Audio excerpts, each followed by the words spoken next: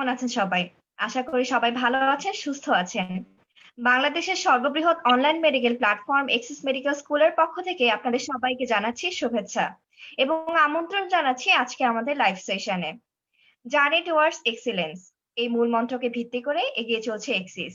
Axis আমাদের এখন পর্যন্ত উপহার দিয়েছে সকল বিষয় সম্বন্ধে অনেক বেশি ইফেক্টিভ রিভিউ সেশন এবং রিটেন সেশন, এবং আজকে নিয়ে এসেছে সম্পূর্ণ ব্যতিক্রমধর্মী একটি সেশন, যেটি হচ্ছে ফিজিওলজি অসপিসিয়েশন, যার পুরো সেশন জুড়ে আমি আপনাদের মাঝে হোস্ট হিসেবে আছি Rubaiyat Rakhi from Shahid Suhrawardy medical college session 2019-20, এবং আমাদের মাঝে বরাবরের মতো গেস্ট হিসেবে আছেন আমাদের ফিজিওলজি বিভাগের এক্সিস মেডিকেল স্কুলের একজন জনপ্রিয় মেন্টর KMS সাজিদ ভাইয়া, যিনি অধ্যয়নরত আছেন শহীদ সরার্দি মেডিকেল কলেজ সেশন 2017-18-তে। তিনি আমাদের প্রতিটি ক্লাস অনেক বেশি সহজ করে দিয়েছেন। তার ক্লাসগুলো ছিল অনেক বেশি ইনফরমেটিভ। চলুন দেরি না করে আমরা ভাইয়ের সাথে পরিচিত হয়ে নিই। আসসালামু আলাইকুম ভাইয়া, আপনি কেমন আছেন? ওয়ালাইকুম আসসালাম রুবায়াত রাখি, তোমাকে অনেক ধন্যবাদ আমাকে ইন্ট্রোডিউস করানোর জন্য আরো একবার। আছি আল্লাহর রহমতে ভালো। আর শীত তো অনেকটা জাঁকিয়ে বসছে ঢাকা শহরে। এক্সিস মেডিকেল স্কুল আমরা জানি সারা বাংলাদেশের সকল মানুষ মানে সকল জায়গা থেকে স্টুডেন্টরা দেখে থাকে। তো বিভিন্ন জায়গায় শীত অনেক আগে জাঁকিয়ে বসলেও আমি ঢাকায় আছি, তো আমার এখানে শীতটা একটু দেরিতে আসছে এবং আসতেছে। তো শীতের আমেজ মোটামুটি ফিল করতেছি আর কি। ভাইয়া, দেরি না করে আমরা আমাদের সেশন তাহলে শুরু করি। হ্যাঁ, অবশ্যই। ধন্যবাদ আমার হোস্টকে। তো যারা দেখছো তোমরা এই আমার আজকের সেশনটা এবং যারা ইউটিউবে রেকর্ডেড ভিডিও দেখতেছো, আমার আজকের ভিডিওটার মূল টার্গেট দর্শক হচ্ছে আমার যারা ফার্স্ট প্রফ এক্সামিনেশনটা দিবে, ফার্স্ট প্রফ পরীক্ষাটা যারা দিবে তাদের জন্য মূলত আমার আজকের এই টার্গেট ভিডিওটা। কজ আজকে আমি যে বিষয়টা নিয়ে কথা বলবো সেটা হচ্ছে অসপি।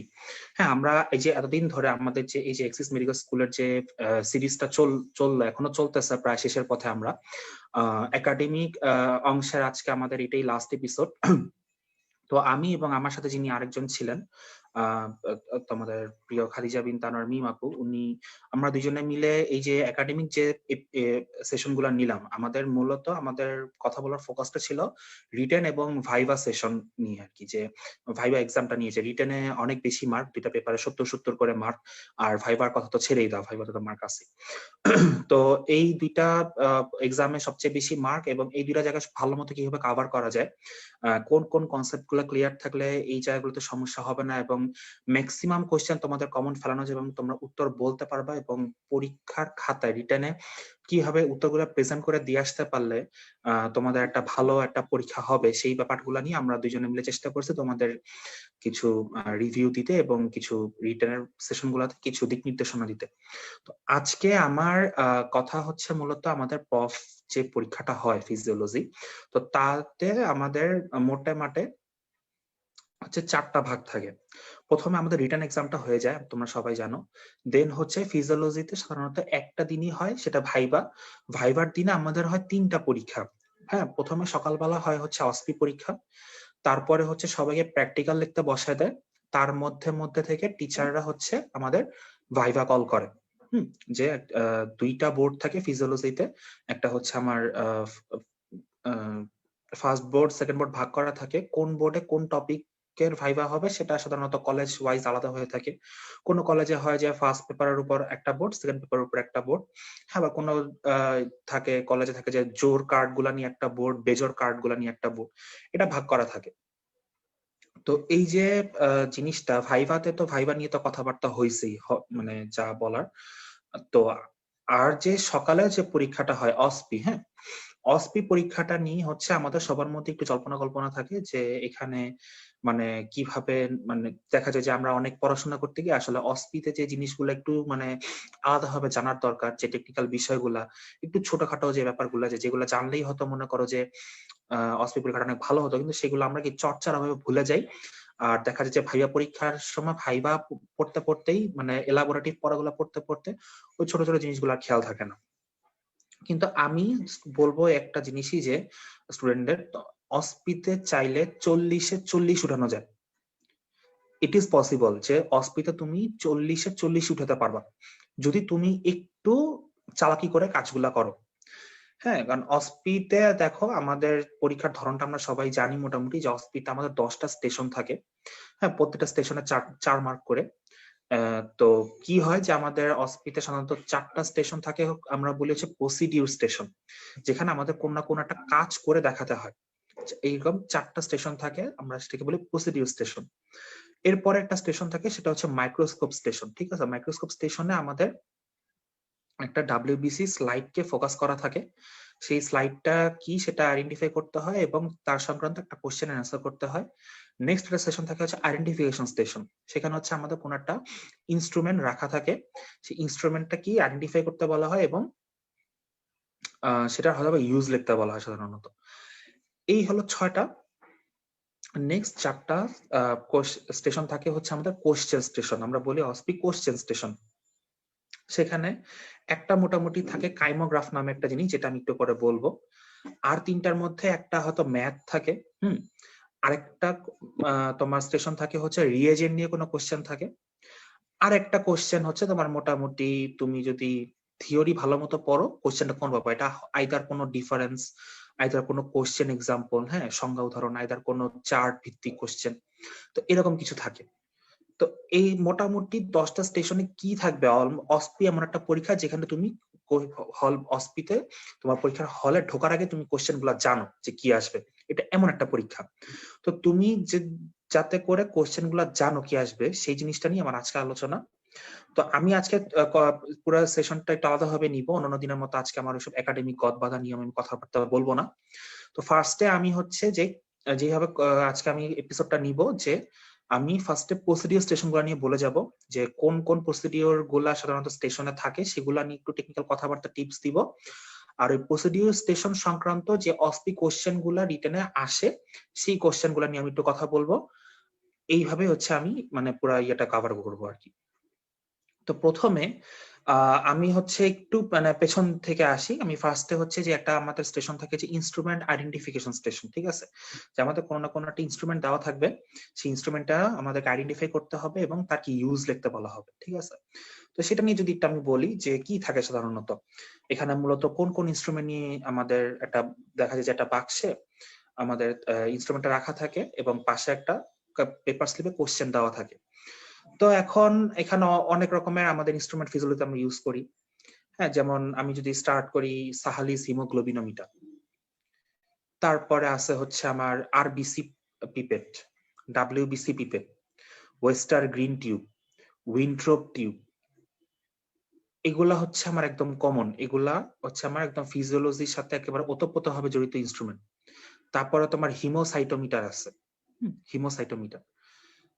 এর বাইরে আর যা থাকতে পারে, যেমন গ্লাস লাইট, এটা বায়োকেমিস্ট্রিতেও দেয়, ফিজিওলজিতেও দেয় গ্লাস লাইট।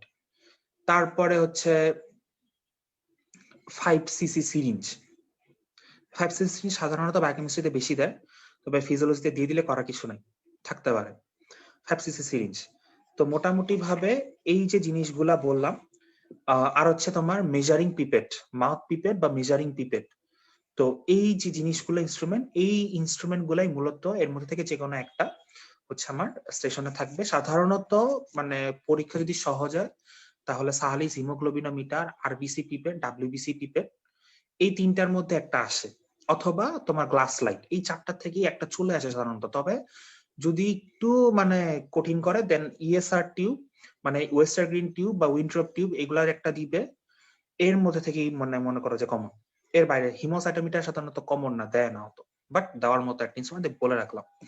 তো এখন কি পড়বা এখান থেকে, আমি শুধু আজকে শুধু বলে যাবো যে কি পড়বা। হিমোগ্লোবিনোমিটার, যেটা সালিস হিমোগ্লোবিনোমিটার, সেখান থেকে হচ্ছে কি কি পার্টস থাকে তোমাকে মানে যদি বলা হয় সালিস হিমোগ্লোবিনোমিটার দিয়ে আইডেন্টিফাই, তাহলে তুমি বলবা যে 3টা পার্ট আছে, একটা ম্যাচিং বক্স, একটা গ্রাজুয়েটেড মিক্সিং টিউব, আর হচ্ছে একটা হিমোগ্লোবিন পিপেট। হ্যাঁ, হিমোগ্লোবিন পিপেটটা যেটা, এটা কিন্তু আবার যদি মনে করো টিচার যদি তোমাদের মানে কলেজ যদি ট্রিকি করতে চায়, অসুবিধা সাধারণত নিজের কলেজের টিচাররা সাজায়, জেনারেলি টিচাররা মানে অত ট্রিকি হয় না প্রফের সময়। তবে হিমোগ্লোবিন পিপেট ইটসেলফ একটা ইনস্ট্রুমেন্ট তোমার ইসেতে দেওয়ার জন্য, স্টেশনে দেওয়ার জন্য। হিমোগ্লোবিন পিপেট ইটসেলফ একটা ইনস্ট্রুমেন্ট, সো খেয়াল রাখবা। তো আমরা হিমোগ্লোবিন মিটারে 3টা পার্ট আছে, ওয়ান ম্যাচিং বক্স, একটা হচ্ছে আমার গ্রাজুয়েটেড মিক্সিং টিউব, আর হচ্ছে একটা হিমোগ্লোবিন পিপেট।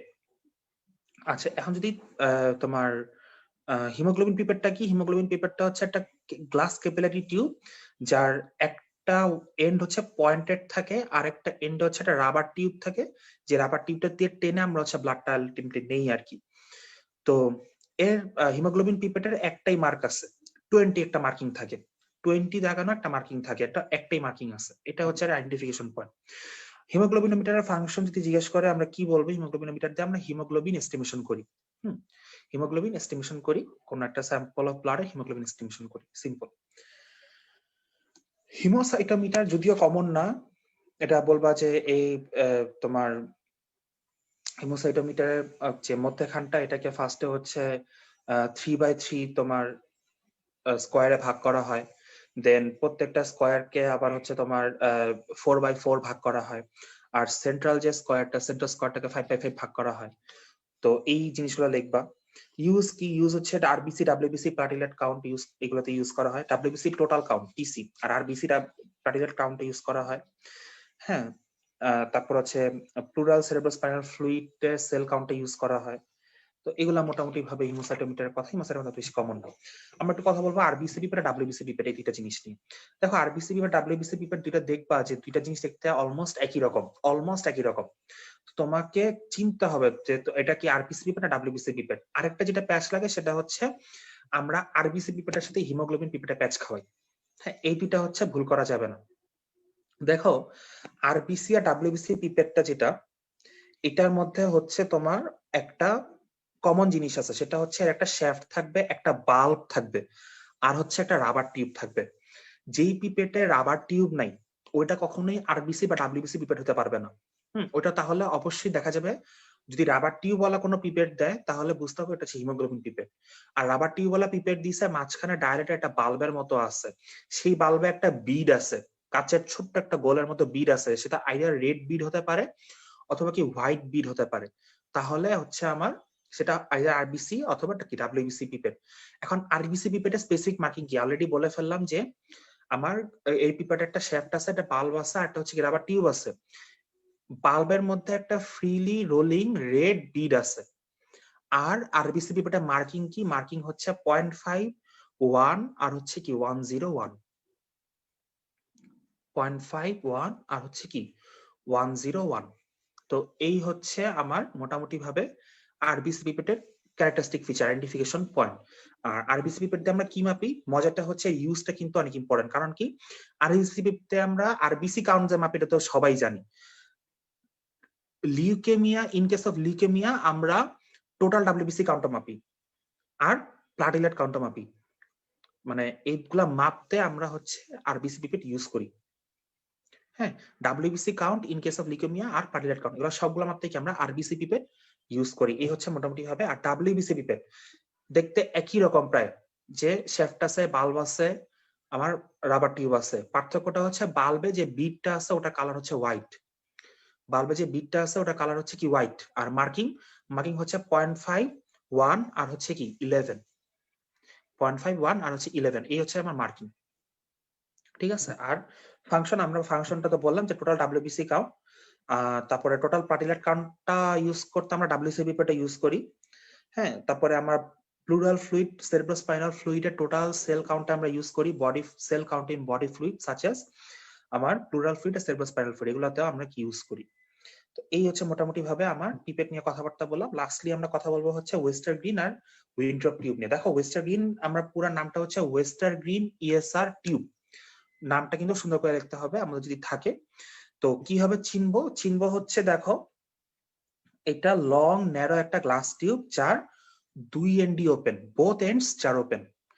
হ্যাঁ, বোথ এন্ডস ওপেন থাকলে সেটা হচ্ছে আমার কি ওয়েস্টার গ্রিন ইএসআর টিউব।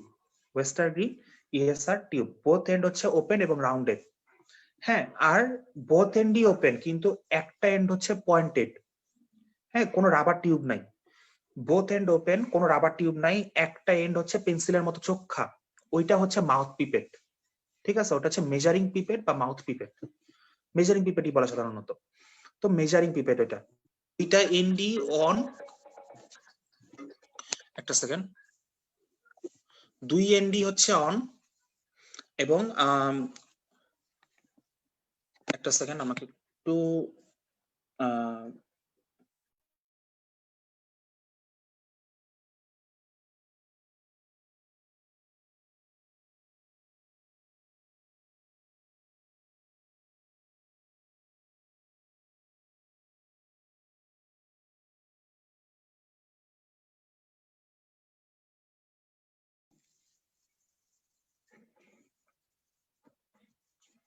দুঃখিত, আমি চলে এসেছি।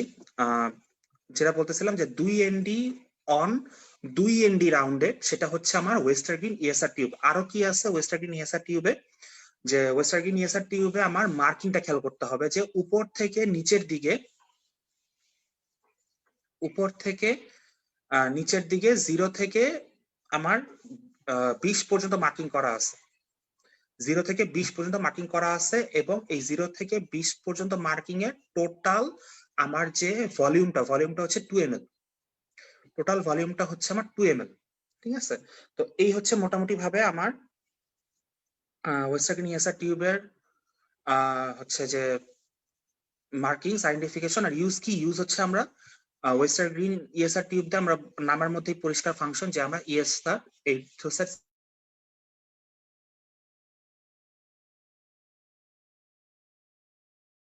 আমরা সাধারণত বলতে ভুলে যাই বা লিখতে ভুলে যাই, সেটা পুরো নাম হচ্ছে উইন্ট্রপ হেমাটোক্রিট টিউব। হেমাটোক্রিট কথাটা কিন্তু লিখতে হবে উইন্ট্রপ হেমাটোক্রিট টিউব। ঠিক আছে, এখন উইন্ট্রপ হেমাটোক্রিট টিউবটার কিছু পিকুলিয়ার ক্যারেক্টারিস্টিক ফিচার আছে। এটা খুবই মনে করো যে ক্যাপিলারি একটা গ্লাস টিউব। এটার একটা এন্ড ক্লোজ আর একটা এন্ড হচ্ছে ওপেন। একটা এন্ড হচ্ছে ক্লোজ আর একটা এন্ড হচ্ছে ওপেন। এবং উইন্ট্রপ টিউবে 2 ধরনের মার্কিং থাকে। একটা হচ্ছে উপর থেকে নিচে 0 থেকে 10, আর একটা হচ্ছে নিচ থেকে উপরে 0 থেকে 10। এই হচ্ছে আমার মোটামুটি আইডেন্টিফিকেশন ক্যারেক্টারিস্টিক। আর হচ্ছে ফাংশন কি? ফাংশন হচ্ছে উইন্ট্রপ টিউবের আমরা মূলত এটাতে পিসিভি কাউন্ট করি উইন্ট্রপ টিউব দিয়ে। আর চাইল্ডদের ক্ষেত্রে আমরা ইএসআরটাও মেজার করে থাকি কখনো কখনো আমরা চিলড্রেনদের ক্ষেত্রে ইএসআরটা মেজার করে থাকি। আর মূলত আমার ওয়েস্টার্ন গ্রিন টিউব উইন্ট্রপ টিউবের কাজটাই হচ্ছে কি পিসিভি কাউন্ট করা। তো ইনস্ট্রুমেন্ট নিয়ে মোটামুটি ভাবে এর চেয়ে বেশি আমার মনে হয় না পড়ার দরকার আছে, কজ এর চেয়ে বেশি কোনো কাছে যাকে কোনো কোশ্চেন আসবে না অস্তিতে। আর প্র্যাকটিক্যালে এর চেয়ে মনে হয় না যে কোনো কিছু ধরে। তারপরে আমি আমার সামনে একটা বই রাখছি, তো বইয়ের ব্যাপারে যদি একটু বলতে চাও, তো আমি পার্সোনালি যেটা পড়ছি সেটা হচ্ছে আগারওয়ালার। এটা আমার কাছে একটা পুরোনো ভার্সন, দেখো যদিও এইসব জায়গায় বই দেখানো ঠিক না, বাট স্টিল তো উল্টা দেখাচ্ছে। এটা এক বছর পুরোনো ভার্সন, হচ্ছে আগারওয়ালার ফিজিওলজি এবং বায়োকেমিস্ট্রি প্র্যাকটিক্যাল বই।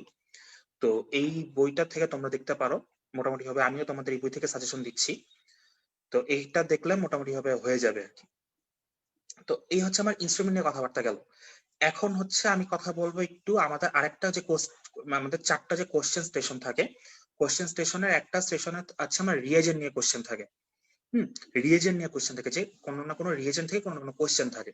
তো রিয়েজেন্ট নিয়ে কোশ্চেন গুলো ফেস করার জন্য আমাদের কি কি জিনিসগুলো জানতে হবে? দেখো, আমাদের রিয়েজেন্ট থাকে মূলত আরবিসি ফ্লুইড, ডাব্লিউবিসি ফ্লুইড, আর হচ্ছে পল হেলার মিক্সচার, আর ইএসআর ফ্লুইড।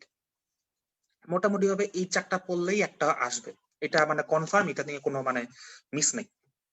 তো দেখো, আরবিসি ফ্লুইড নিয়ে যদি একটু আমি বলি, যে আরবিসি ফ্লুইড 2 ধরনের আছে। একটা হচ্ছে ডেসিস রেড সেল ফ্লুইড, আর একটা হচ্ছে হাইমস ফ্লুইড। বলা হয় যে আরবিসি আইডিয়াল আরবিসি ফ্লুইড কোনটা জিজ্ঞাসা করে বা আসে, লিখতে হবে যে Hayem's fluid is the ideal RBC fluid. আর ডেসিস রেড সেল ফ্লুইডটাও আমার আছে, এটা একটা আরবিসি ফ্লুইড হিসেবে আমরা যে মানে আমাদের আরবিসি কাউন্ট যে প্র্যাকটিক্যালটা বা থাকে সেখানে আমরা কিন্তু এই ফ্লুইডটা ইউজ করতে পারি। তবে সাধারণত আমরা কি হাইমস ফ্লুইড ইউজ করি।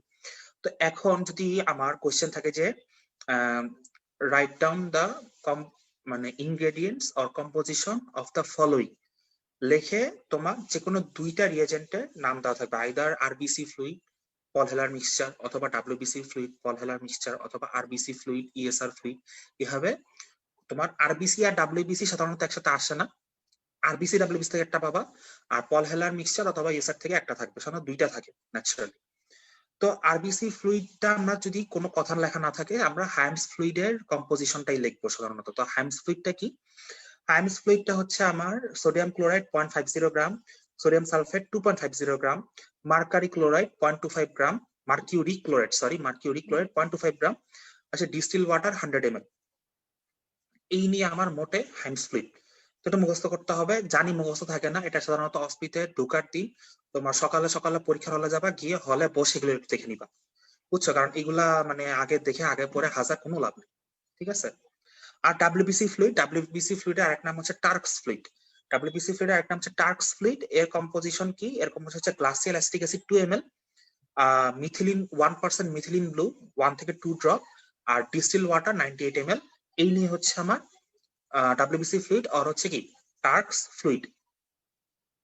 তো এই গেল আমার ফ্লুইড নিয়ে কথা।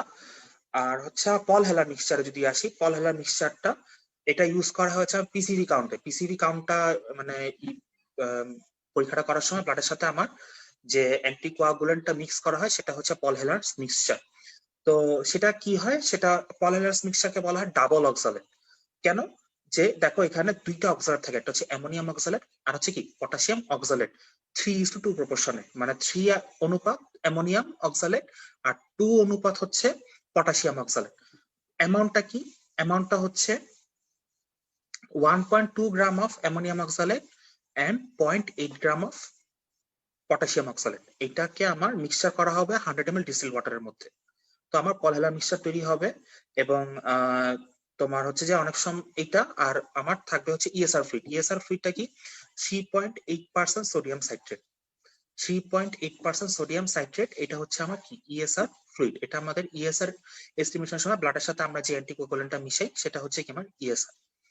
এখন ফ্লুইড সংক্রান্ত কম্পোজিশন তো আমরা জানলাম, সাথে আরো কিছু কোশ্চেন মাঝে মাঝে থাকতে পারে।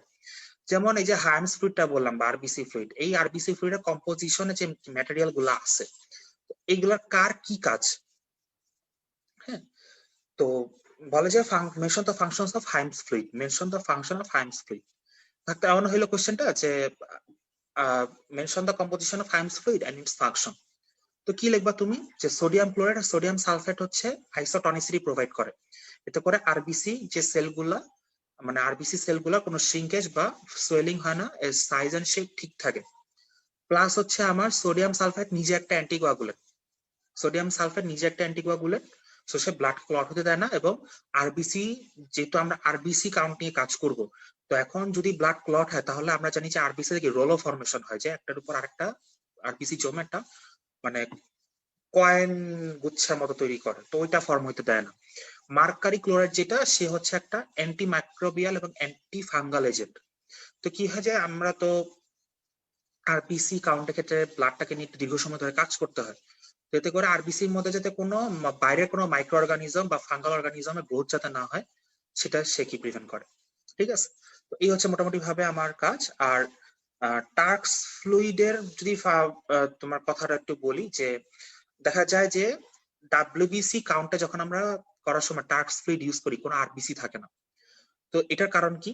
দেখো আর ডাব্লিউবিসি ফ্লুইডের কম্পোজিশন হচ্ছে আমার এই যে সরি আমরা মানে এই যে মার্কারি ক্লোরাইড, সরি ভুল বলেছি আমি একটু, যে আরবিসি কাউন্ট করার সময় আমরা কোন সেলে ডাব্লিউবিসি দেখতে পাই না। এর কারণ হচ্ছে আইদার মার্কারি ক্লোরাইড হাইমস ফ্লুইডের ক্ষেত্রে আর হচ্ছে আমার আরবিসি ফ্লুইডের ক্ষেত্রে আমার ফরমালিন থাকে, এরা হচ্ছে ডাব্লিউবিসি সেলকে মেরে ফেলে। হ্যাঁ, ডাব্লিউবিসি সেলের মধ্যে তো নিউক্লিয়াস আছে, ওরা তো নিউক্লিয়েটেড সেল, এই জন্য ওরা হচ্ছে ওই সেলগুলোকে মারতে সক্ষম হয়। সো আমার ডাব্লিউবিসি গুলোকে খুঁজে পাওয়া যায় না। আর ডাব্লিউবিসি সেলে হচ্ছে আমার আরবিসি কে খুঁজে না পাওয়ার কারণ হচ্ছে আরবিসি কে দেখো, আরবিসি দেখার জন্য আমাদের কিন্তু কোনো রঞ্জক পদার্থের প্রয়োজন হয় না, কজ আরবিসি নিজেই কালারফুল, তার হিমোগ্লোবিন আছে। কিন্তু হ্যাঁ, তোমার ডাব্লিউবিসি ফ্লুইডে দেখো 1% মিথিলিন ব্লু দিচ্ছে, এটা একটা রঞ্জক পদার্থ, একটা কালারিং এজেন্ট ইউজ করতেছি আমরা। সো ওই কালারিং এজেন্টের কারণে আরবিসি কে কি আমরা দেখতে পাই না। ঠিক আছে, ডাব্লিউবিসি গুলো আমাদের চোখের সামনে পরিষ্কার হয়ে ওঠে এবং আমরা হচ্ছে দেখতে পাই। আরেকটা কারণ হচ্ছে, সেটা হচ্ছে যে আমরা যে এখানে গ্লাসিয়াল অ্যাসিটিক অ্যাসিড ইউজ করি, এই গ্লাসিয়াল অ্যাসিটিক অ্যাসিড এবং এখানে ডিস্টিল ওয়াটার দেখো 98 ml, এটা খুবই ডাইলিউটেড একটা সলিউশন। ফলে অ্যাসিডিক কার্য মানে অ্যাক্টিভিটি আর ওই যে আমার প্রচন্ড ডাইলিউটেড একটা ফ্লুইড, এই কারণে আমার আরবিসি গুলো হচ্ছে আমার এখানে হয়ে যায়, নষ্ট হয়ে যায় এখানে। সো আমি ডাব্লিউবিসি কাউন্ট করার সময় আরবিসি দেখতে পাই না, আর আরবিসি কাউন্ট করার সময় ডাব্লিউবিসি দেখতে পাই না। কেন দেখতে পাই না, এরকম একটা কোশ্চেন থাকে আমার কোশ্চেন স্টেশনে। তো এটা মোটামুটি ভাবে আমরা উত্তরটা জানলাম। কখনো কোনো কোয়েশ্চেন থাকে what do you mean by double oxalate, তো আমরা বলবো যে Paul Heller's mixture is double oxide because it contains ammonium oxalate and potassium oxalate in it. এখন জিজ্ঞেস করতে পারে how what is the mode of action. Paul Heller's mixture যদি question থাকে দেখতে পারে what is the mode of action. দেখো এর মধ্যেকার যে হচ্ছে আমার অ্যামোনিয়াম অক্সালেট আছে আর আছে পটাশিয়াম অক্সালেট। তো অ্যামোনিয়াম অক্সালেট আর পটাশিয়াম অক্সালেটের মধ্যে হচ্ছে আমার পটাশিয়াম অক্সালেটটা হচ্ছে আমার সেল হাইপোটনিসিটি প্রদান করে, সেল সোয়েলিং করে। আর অ্যামোনিয়াম অক্সাইডটা হচ্ছে হাইপারটনিসিটি প্রদান করে, সেল শিঙ্গেজ করার চেষ্টা করে। দুইটা মিলে সেলটাকে একটা শেপে রাখে। এই হচ্ছে আমার মোড অফ অ্যাকশন। ঠিক আছে, আমার ফ্লুইড থেকে এখানে আর কিছু পড়া দরকার নাই। এই মোটামুটি অস্পিতে এর চেয়ে বাইরে কোনো কোশ্চেন আসে না। একদম পুরা কোশ্চেন ফাঁস করে দিলাম, এর বাইরে কোনো কিছু আসবে না। এখন আমরা হচ্ছে প্রসিডিউর স্টেশনে চলে যাব। প্রসিডিউর স্টেশনে চলে যাব এবং ওখান থেকে আমরা কিছু কোশ্চেন দেখবো যেগুলো আমাদের অস্পিতে কোশ্চেন আকারে থাকতে পারে। আর থেকে ম্যাথ। ঠিক আছে, ম্যাথ নিয়ে যদি এখানে আমি একটু বলি যে ম্যাথে কি সামনে থাকে। দেখো যে আমাদের একটা কোশ্চেন ছিল ব্লাড প্রেসারে, যে মিন প্রেসার পালস প্রেসার। কোশ্চেন থাকে যে একটা পার্সনের ব্লাড প্রেসার দেখা গেল যে 125/85 আসছে, তো তার পালস প্রেসার এবং মিন প্রেসার বের করো। ঠিক আছে, অথবা শুধু মিন প্রেসার বের করতে বলে, তো আমাকে আলটিমেটলি পালস প্রেসার বের করতেই হবে। বের করতে হবে, মিন প্রেসারটা কাউন্ট করতে হবে। এই গেল একটা। তারপরে তোমার একটা হচ্ছে কোশ্চেন থাকে যে এই যে হিমোসাইটোমিটারের 80 স্মলেস্ট স্কয়ারে এতগুলো আরবিসি আছে, ওই বান্দার আরবিসি কাউন্ট কত। অথবা হিমোসাইটোমিটারে 64 স্মল স্কয়ারে এতগুলো ডাব্লিউবিসি আছে, ওই ব্যক্তির ডাব্লিউবিসি টোটাল কাউন্ট কত। তারপরে হচ্ছে আমার এমসিভি, এমসিএইচ, এমসিএইচসি এগুলো নিয়ে ম্যাথ থাকে। তোমাকে ডাটা দিয়ে দেয় এমসিভি, এমসিএইচ, এমসিএইচসি, এই যে সূত্রগুলা পড়বা, সূত্রে যে দুইটা তোমার মানে হরে এবং লবে যা থাকে ওই ডাটাগুলো দিয়ে দেয়, তোমাকে জাস্ট মানে অঙ্কটা করতে বলে। মানে মেনলি যে সূত্রটা নিয়ে জ্ঞান জানা হয়, এমসিভি, এমসিএইচ, এমসিএইচসি এগুলা থাকে। তো এই যে অঙ্কগুলা, এই অঙ্কগুলা জানতে হবে। আর তোমরা হচ্ছে প্রেসার অঙ্কটা শিখবো, আর হচ্ছে আমরা ইতে শিখবো ওই যে যেটা বললাম যে 80 স্মল স্কয়ার আর হচ্ছে 64 স্মল স্কয়ার, ডাব্লিউবিসি আর আরবিসি টোটাল কাউন্ট। এই অঙ্কগুলো শিখলে এর মধ্যে একটা অঙ্ক এসে গেছে তোমার, এইগুলা নিয়ে আর চিন্তা করার দরকার নেই। ঠিক আছে, আর একটা কোশ্চেন ওইটা থিওরি থেকে এমনি পারবা। ঠিক আছে, ওইটা মানে মনে করো যে থিওরি পড়ে গেল, ওই কোশ্চেন এমনি পারা যায়। সো ওটা নিয়ে আমার টেনশন করার কোনো দরকার নেই। এখন আমরা প্রসিডিউর স্টেশনগুলো নিয়ে টেনশন করবো। তো প্রসিডিউর স্টেশনে কি হয় আমরা একটু ফার্স্টে বলি যে 4টা স্টেশন থাকে। প্রত্যেকটা স্টেশনে দেখা যায় যে আমাদের একজন করে কি ম্যাডাম থাকে, বাট স্যার থাকে। তো ওনারা হচ্ছে স্টেশন টিচার। ঠিক আছে, তুমি মানে হচ্ছে প্রসিডিউর স্টেশন টিচার, ওনাদের হাতে একটা কাগজ থাকে একটা বোর্ডে, ওনারা ফার্স্টে রোল নাম্বার চেক করে তোমার আইডি কার্ড থেকে, সেই নামের এগেনস্টে হচ্ছে কি তোমার নাম্বার বসায় ওনারা, তোমার কাজ দেখে ওনারা নাম্বার বসায়। যে স্টেশন, সেই স্টেশনে যে কাজটা করতে বলা হয়েছে তার জিনিসপত্রগুলো সাজানো থাকে, এবং একটা কি আমার কোশ্চেন স্লিপ থাকে যেখানে কোশ্চেনটা লেখা থাকে। তো তোমার কাজ হচ্ছে ফার্স্টে তুমি স্টেশনে যাবা, স্টেশনে তুমি ফার্স্টে ধরো একটা বড় টেবিলে, এরকম একটা স্টেশন মানে কি টেবিলটা, স্টেশনের সামনে গিয়ে দাঁড়ালা, দাঁড়ায় হচ্ছে তুমি তোমার যিনি স্টেশন টিচার থাকবেন, স্টেশন গার্ড থাকবেন, টিচারকে সালাম দিবা বা আদাব দিবা। গুড মর্নিং আমাদের দেশে বলার প্রচলন নাই, সো গুড মর্নিং দিবা না, সালাম দিবা অথবা আদাব দিবা। হ্যাঁ, আসসালামু আলাইকুম স্যার বা আদাব ম্যাম, এভাবে বলবা। দেন তোমার নেক্সট কাজ হচ্ছে কোশ্চেনটা পড়া। কোশ্চেন তোমাকে পড়তে হবে। যদি তুমি কোশ্চেন না পড়ো, তুমি ইনস্ট্রুমেন্ট দেখে বুঝলা যে হ্যাঁ এখানে আমার ওই যে হিমোগ্লোবিন এস্টিমেশনে কাজ করতে দিছে, হ্যাঁ এখানে আমার হচ্ছে ইএসআর এর মানে প্রিপেয়ারিং দ্য ব্লাড দিছে, আমার টিউব পড়ে আছে টেবিলের উপর, ফাইন, তুমি সব বুঝছো, তোমাকে কোশ্চেনটা পড়তে হবে। তোমার অ্যাটলিস্ট টিচারকে দেখাতে হবে যে হ্যাঁ আমি কোশ্চেনটা পড়তেছি।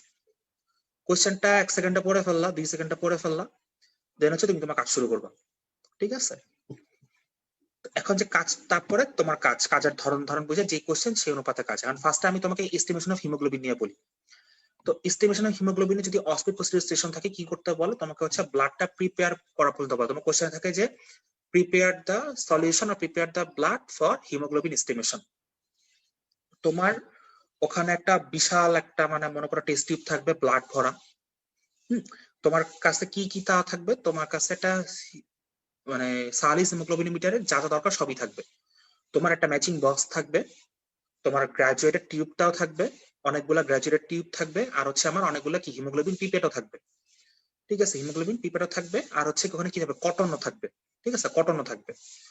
তো তোমার কাজ হচ্ছে ফার্স্টে যাবা, সালাম দিবা, কোশ্চেন পড়বা, দেন হচ্ছে তুমি তোমার ইটা নিবা একটা, আরেকটা তোমার মোটা টেস্ট টিউবে HCl দেওয়া থাকবে, N/10 HCl সলিউশন দেওয়া থাকবে। তুমি ফার্স্টে হচ্ছে আমার ইটা নিবা, হিমোগ্লোবিন পিপেট নিবা। হিমোগ্লোবিন পিপেটটা নিয়ে ওটার মধ্যে কি 20 মার্কিং আছে, 20 মার্কিং পর্যন্ত আমার হচ্ছে N/10 HCl সলিউশন টেনে নিবা, মুখ দিয়ে টেনে পাইপটাকে হরাইজন্টাল করা অবস্থায়, আমার টিউবটাকে হরাইজন্টাল করা অবস্থায় আমার যে সালিস হিমোগ্লোবিনোমিটারের যে গ্রাজুয়েটেড টিউবটা তার মধ্যে নিয়ে ফু দিবা।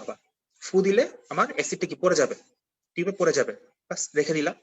ওই টিউব, গ্রাজুয়েটেড টিউবটা তুমি মিটারে বসা রাখো। দেন তুমি হচ্ছে এই ব্লাডের যে টেস্ট টিউবটা, ব্লাডটা টেস্ট টিউবটা নিবা, নিয়ে হচ্ছে তুমি ওই যে তোমার যে হিমোগ্লোবিন পিপেট দিয়ে তুমি ব্লাড টানবা। ব্লাড টেনে উঠাইলা, উঠানোর পরে হচ্ছে আমার যে গ্রাজুয়েটেড টিউবটা আছে, গ্রাজুয়েটেড টিউবটা নিয়ে তার মধ্যে ব্লাড দিবা, ফুলফিল করবা আপ টু কত মার্ক পর্যন্ত, আপ টু হচ্ছে আমার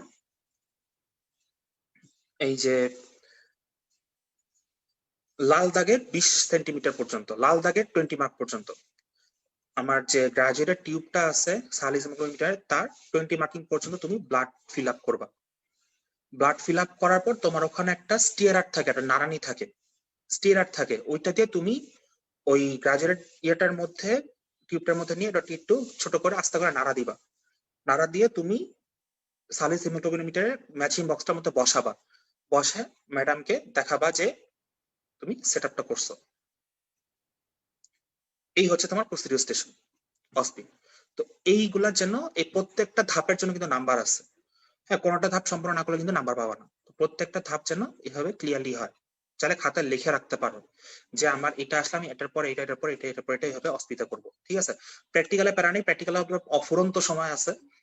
এদিক ওদিক থেকে একটু ছোটখাটো দুষ্টুমি করে লিখতে পারবা, কিন্তু অস্পিতা মনে করো 2 মিনিট একটা সেশনে। ঠিক আছে, 2 মিনিটে তোমার কাজ সারতে হবে। তো ওইটা মনে করো পুরো রাশ। হ্যাঁ, তো তোমার মাথার মধ্যে যদি পুরো সেটআপটা একদম মানে ফিক্স করা না থাকে তুমি পারবা না। এই গেল আমার এস্টিমেশন অফ হিমোগ্লোবিন। এখান থেকে তোমার যদি অস্পিরেটেড কোনো কোশ্চেন আমি বলি, মানে হচ্ছে যে মানে কোশ্চেন স্টেশনে যদি কোনো থাকতে পারে, দেন হচ্ছে যে থাকে যে কোন মেথডটা আমার এস্টিমেশন অফ হিমোগ্লোবিনের জন্য বেস্ট, আমরা বলবো সায়ান মেথাহিমোগ্লোবিন, সায়ানো মিথেমোগ্লোবিন, এটা হচ্ছে আমার বেস্ট।